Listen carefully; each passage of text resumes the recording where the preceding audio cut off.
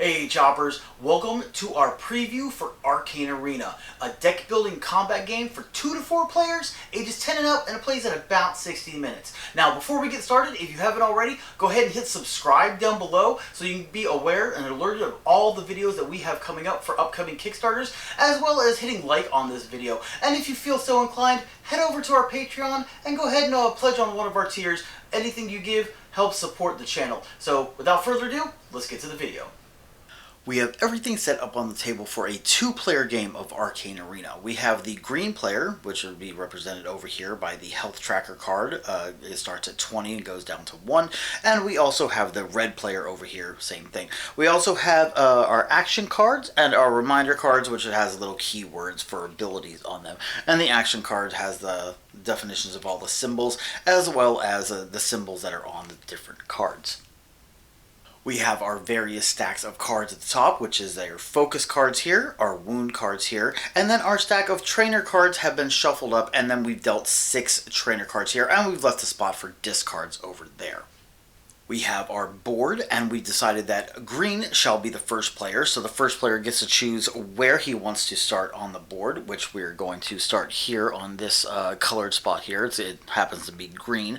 And then the next player that is playing, it says we have 2 players, it's only the red player. If we had up to 4 players, we could be all the way on the board. But the next player has to place their token as far away from where the first player placed theirs. So placed over here on the spot here. It happens to be a blue spot, but they are the red player there. We've also placed in the 4 corners over here what are favor tokens, which can be replenished during different phases or after different phases, and they're used to buy different things during the game, which we'll go over in a little bit.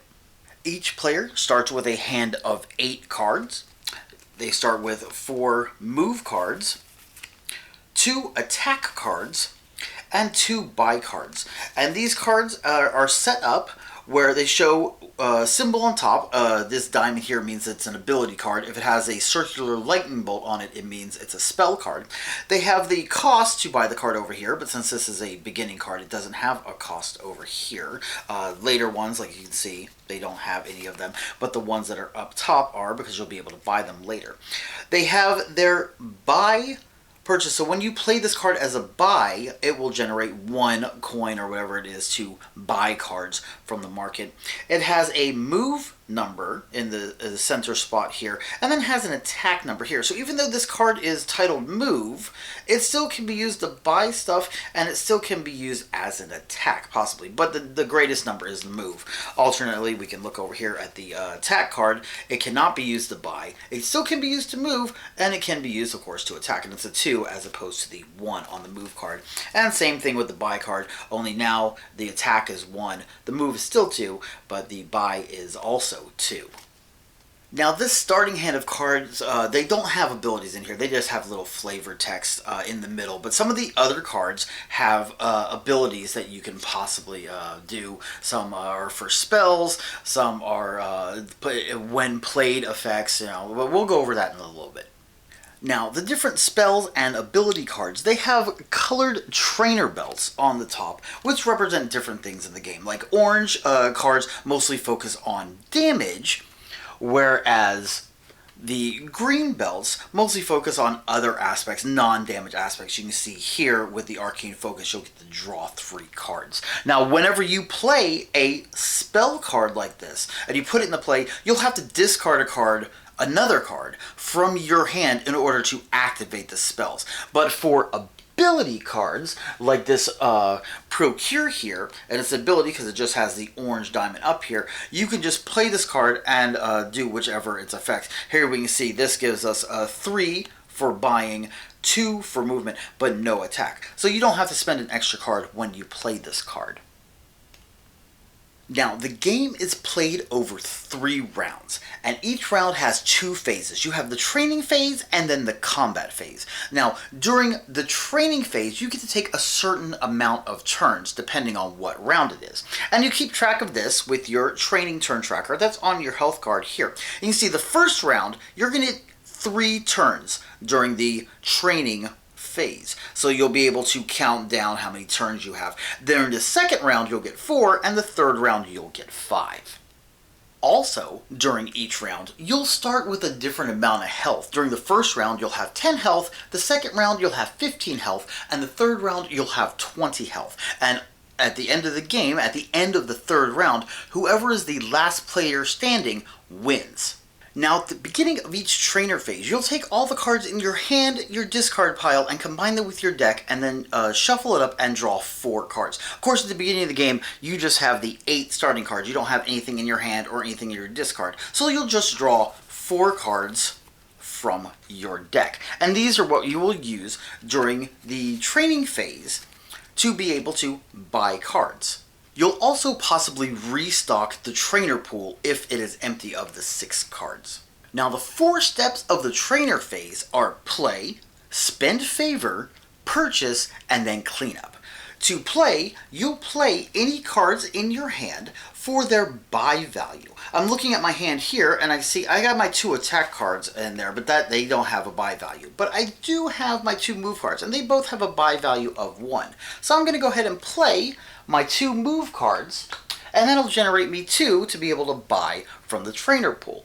Let's say I'm going to go ahead and I'll buy the dash right here, which costs 2.